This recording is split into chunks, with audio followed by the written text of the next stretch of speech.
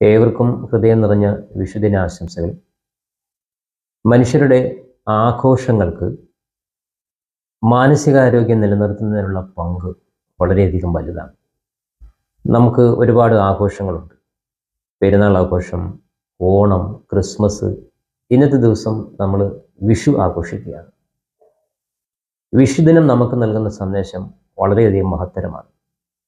സമൃദ്ധിയുടെ ആഘോഷമാണ്, സമത്വത്തിൻ്റെ ആഘോഷമാണ്.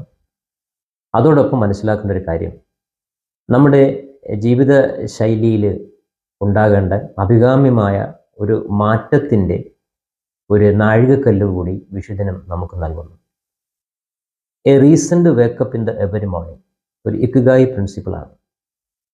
രാവിലെ എഴുന്നേൽക്കുന്നതിന് വ്യക്തമായ ഒരു കാരണമുണ്ടാകുക എന്നുള്ളതാണ്.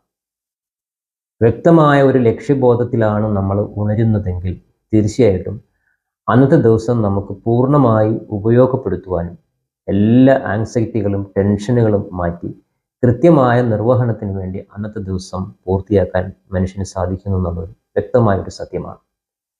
ഒരു ഉദാഹരണം പറഞ്ഞാൽ, വർഷങ്ങളായി വിദേശത്ത് നിൽക്കുന്ന പിതാവ് നാട്ടിലെത്തുന്ന ദിവസം ഭാര്യയാണെങ്കിലും മക്കളാണെങ്കിലും വളരെയധികം താല്പര്യത്തോടുകൂടി അന്നത്തെ ദിവസത്തെ നോക്കിക്കാണുന്നു.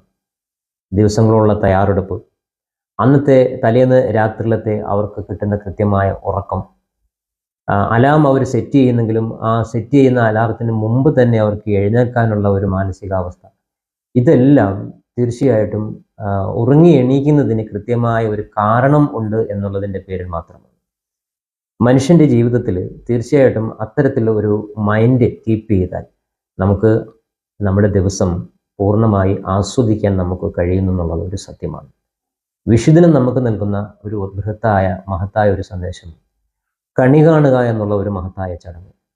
ഈ ഒരു ആചാരത്തിൽ ആ കുടുംബാംഗങ്ങൾ എല്ലാവരും കൂടിച്ചേർന്ന് തലേന്ന് തന്നെ ആവശ്യമായ എല്ലാ പ്ലാനിങ്ങുകളും നടത്തി അന്നത്തെ ദിവസം വളരെ ഭംഗിയായി കിടന്നുറങ്ങി രാവിലെ എഴുന്നേൽക്കുന്നത് ഒരു മഹത്തായ ഒരു ആഘോഷത്തിൻ്റെ ഒരു ചടങ്ങായി അതിനെ മാറ്റുമ്പോൾ ആ കുടുംബാംഗങ്ങൾക്ക് നൽകുന്ന ഒരു മാനസികമായ സന്തോഷം, ഉണർവ് നമുക്ക് പ്രവചിക്കാൻ കഴിയുകയില്ല.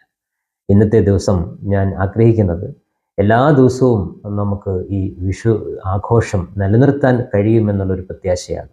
അത്തരത്തിൽ നമ്മുടെ മാനസികാരോഗ്യം നിലനിർത്തുന്നതിൽ നമുക്ക് പൂർണ്ണമായി ഇടപെടാം. ഒരു സൗഹൃദത്തിൻ്റെ, സൗഹാർദ്ദത്തിൻ്റെ, പ്രത്യാശയുടെ, സമൃദ്ധിയുടെ ഈ വിഷുദിനം എല്ലാവർക്കും ഒരിക്കൽ കൂടി ആഘോഷിച്ചുകൊണ്ട് എല്ലാ നന്മകളും നേരുന്നു. നന്ദി, നമസ്കാരം.